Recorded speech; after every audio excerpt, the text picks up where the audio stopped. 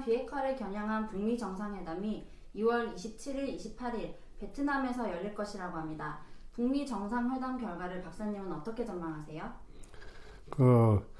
구체적으로 전망한다는 것은 사실 쉬운 일이 아니고, 제가 말씀드리고자 하는 것은 큰 흐름.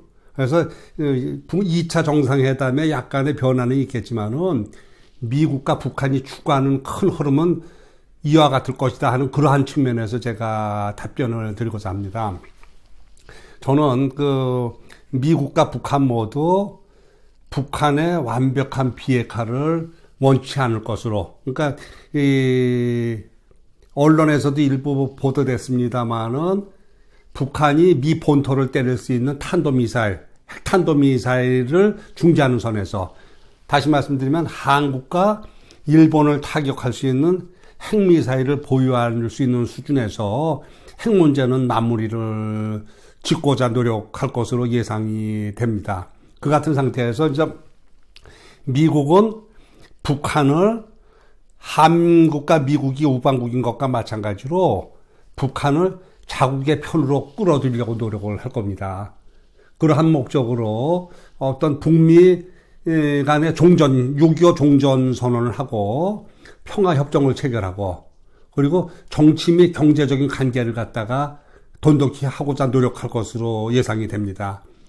마찬가지로 남북관계 측면에서 보면은 어떤 남북 군사합의서에서 추구하는 그러한 방향으로 어떤 점차적으로 남북 간의 대화를 강조할 것으로 보입니다. 예를 들면은 개성공단을 재개한다든가 금강산 관광을 재개한다든가 이러한 노력들을 재개할 수 있을 것으로 보이고, 그다음에 특히 한미 관계 측면에서 보면은 전자권 전환을 추구하는 등 한반도 남북한 간에 가능하면 긴장 완화를 줄이는 방향, 반면에 북미 간에는 어떤 우방국으로서의 관계를 추구할 것으로 예상이 되고, 이번에서도 그러한 모습이 목격될 것으로 기대됩니다.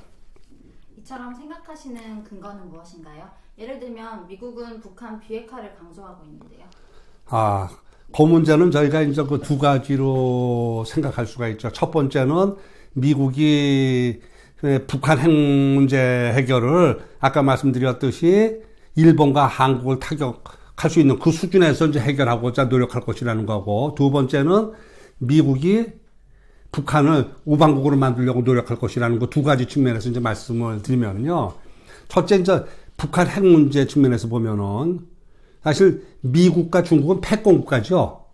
지구상에서 넘버한 가장 힘센 국가가 되려고 노력을 하는 것이고, 사실 한미동맹은, 미국이 한미동맹을 맺었던 이유는 한반도가 패권 경쟁 측면에서 대단히 중요한 지역이었기 때문에 맺은 거고, 그래서 이제 특히 냉전 당시는 미소 패권 경쟁, 오늘날에는 미중 패권 경쟁 측면에서 중요한 의미가 있기 때문에 동맹이 유지되는 거죠. 그죠? 그래서 이제 특히 미국은 한반도가 미국 입장에서의 적성국, 냉전 당시는 소련인 반면은 지금은 중국이죠. 한반도가 적성국으로 넘어가는 현상, 한반도에 대한 영향력이 적성국으로 들어가는 현상은 결코 수용할 수 없다는 거죠. 그러한 측면에서 미국은 한반도의 주한미군의 주도를 대단히 중요시 여긴다. 그래서 지난 70년 동안에 미국의 한반도 정책을 보면은 주한미군의 주둔을 보장하기 위한 성격이었던 거죠. 그래서 지금 저희가 만약에 북한이 완벽히 비핵화가 된다면은 잘 아시는 바처럼 항공기, 전차, 함정 측면에서 한국이 북한보다 절대 우위에 있지 않습니까? 당장 한국인들이 주한미군 필요 없다고 얘기가 나오는 거죠. 이거는 미국이 수용할 수 없는 거죠. 이 같은 이유로 이 주한미군의 한반도 주둔 보장을 위해서도 북한의 군 꼭 필요한 거다. 미국 입장에서. 근데 이제 미국이 미 본토를 때릴 수 있는 미사일은 이건 수용을 못 합니다. 그 이유는 뭐냐면은 북한이 샌프란시스코를 때릴 수 있는 핵미사일을 갖게 되면은 어떤 한반도 유사시 미국이 한국을 지원해 줄 것이라고 보장을 못 하는 겁니다. 왜냐면은 북한이 미국이 만약에 한국을 지원할 하고자 하는 경우 북한이 샌프란시스코를 때리겠다고 하면은 지원을 못하는 거죠. 그러한 상황에서는 한국은 당연히 핵무장 해야 될 거예요. 미국이 도와주지 못하니까 우리도 핵무장 해야겠다고 하는 거고, 이렇게 되면은 한국이 핵을 갖게 되면 더 이상 미국의 말을 들을 필요가 없는 거죠. 그렇게 되면은 결국에 가서는 미국이 태평양 지역에서 어떤 가장 힘센 국가로서 어떤 지역 질서를 주도하는 입장이 되고 싶었는데 말을 안 듣는 상황이 되기 때문에 이것은 안 된다. 그래서 결국에 가서 핵 문제는 북한이 한국과 일본을 타격할 수 있는 수준에서 이제 정리가 될 것으로 기대가 됩니다. 그러면 이제 두 번째 부분, 그 상황에서 미국이 북한을 우방국으로 만들겠다는 관점 아닙니까? 그래서 결국에서 이 북한 문제도 미중 패공경쟁 측면에서 생각하는 거죠. 북한을 미국의 우방국으로 끌어들여가지고 한국과 북한을 미국의 미중 패공경쟁에 같이 동원하는 그러한 것을 미국이 원하는 거죠. 그러한 측면에서 미국은 북한 경제 제재를 풀어주고, 그죠? 그 다음에 외교 관계를 정상에 해준다든가, 이러한 어떤 노력을 할 겁니다. 마찬가지로 지금 한미동맹이 다분히 북한을 겨냥하고 있는데, 그것을 완화준다는 측면에서도 전자권 전환을 추구한다든가 이런 것들을 할 것으로 예상되는 거죠. 근데 이제 특히 후자의 관점, 그러니까 북한을 미국이 우방국으로 만들어서 중국 봉쇄에 동원할 것이라는 관점은 2018년도 3월 달에 토다 피스 인스티튜트에서 윤선이라는 사람이 논문을 썼어요. 그 논문에 보면은 중국이 가장 한반도와 관련해서 우려하는 상황은 북한이 미국하고 결합해가지고 마찬가지로 중국 봉쇄에 동참하는 현상을 우려한다는 글을 썼는데, 최근에 제가 아는 분이 미국의 국무성 요원들하고 토론을 했어요. 근데 그 국무성 요원들이 그런 얘기를 하더라는 거예요. 북한을 동원해가지고 같이 중국 봉쇄에 동참하도록 해야 된다는 얘기를 한 거고, 그리고 또 어저께, 그러니까 2월 7일이죠. 2월 7일 신문에 보면은 트럼프가 북한은 매우 부유한 국가가 될 수 있다. 그 이유는 북한이 한국과 중국과 러시아 사이에 위치해 있기 때문에 그렇다는 거죠. 그 얘기는 달리 말하면은 북한의 위치가 중국 봉쇄 측면에서 너무너무 중요한 지역이기 때문에 미국의 어떤 울타리 안으로 들어오면은 미국이 경제 지원을 통해 가지고 북한을 부유하게 해주겠다는 그런 의미로 볼 수 있는 거죠. 이 같은 미국의 구상에 북한이 동조할까요? 한국 입장은 어떨까요?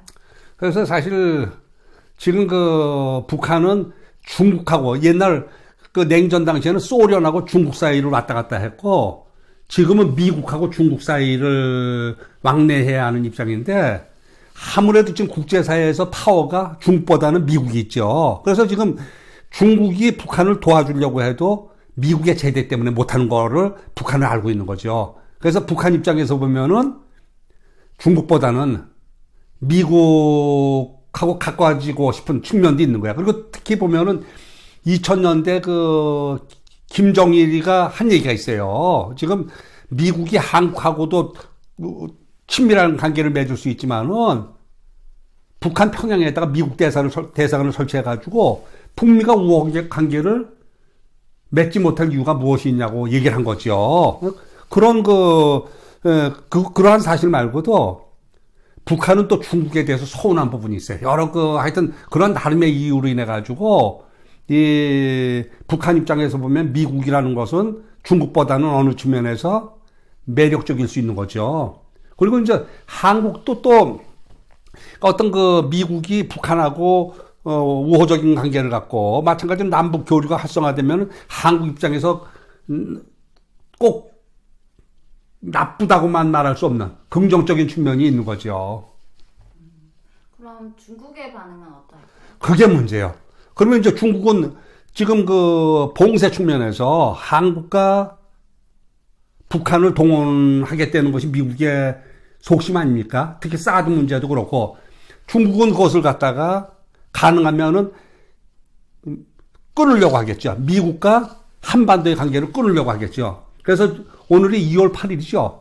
2월 8일 그 언론 보도에 보면은 중국이 무슨 얘기를 했냐면은 그 원래 중국은 그 핵무기를 먼저 사용하지 않는다 그랬어요. 그러니까 상대방 국가가 중국을 겨냥해서 핵무기를 사용하게 되면 거기에 대해서 보복은 할지언정 절대 선제적으로 사용하지 않는데 미국과의 경쟁을 고려해서 선제적인 사용도 고려할 수 있다고 얘기를 했는데 그것이 아마 그 한반도에도 그러한 선제 사용 운운하면서 한반도를 위협할 수도 있겠죠. 중국 입장에서 보면 만약에 남북한이 미국하고 긴밀한 관계를 가지면서 중국을 봉쇄하려고 하는 경우 결국에 가서는 니들이 가장 먼저 피해를 본다. 경우에 따라서 핵무기를 갖다 우리가 쓸 수도 있는 거고 거기서 한반도가 피해를 볼 수도 있다고 협박을 할 수 있는 거겠죠. 그 정도로 중국 입장에서 보면 아주 우려스러운 부분인 거죠. 듣고 보니 한국의 입장에서 남북 관계가 좋아지는 긍정적인 측면이 있을 수 있겠지만 한중 관계가 문제가 될 수도 있겠네요. 그럼 어떻게 해야 될까요? 아주 중요한 질문입니다. 사실 말씀하신 바처럼 지금 북한 비핵화를 놓고 벌어지는 전망 측면에서 보면은 남북 관계가 개선되는 등 어떤 긍정적인 측면이 있지만은 어떤 한국과 북한이 미국과 같이 중국 봉쇄에 돌입하는 경우 중국의 반응이 만만치 않을 것으로 예상되는 거죠. 그래서 사실 저희가 한미동맹 중요하고 한미 간의 관계가 중요한 것도 사실이지만은 또한 한국 입장에서 보면 한중 관계도 중요한 것이죠. 어떤 그 중간에서 적절한 위치를 갖다가 취해야 되는 거 아니겠습니까? 예를 들면 동네에서 두 사람이 매우 힘이 센 반면에 두 사람이 사이가 나쁜데 어떤 특정인이 그 두 사람 중에 한 사람한테 딱 올인하게 되면은 상대방 입장에서 보면 그 사람을 완전히 적으로 간주해가지고 문제가 되겠죠. 그래서 적절한 위치를 취해야 될 필요가 있는 거고, 적절한 위치를 취하려면은, 한국 입장에서 보면은, 미국의 전적으로, 그러니까 국가안보 문제라든가 모든 것을 미국에 의존하는 상태는 좀 곤란한 거죠. 만약에 상대방한테 내가 전적으로 의존한다면은, 나는 상대방이 요구하는 대로 따라해야겠죠.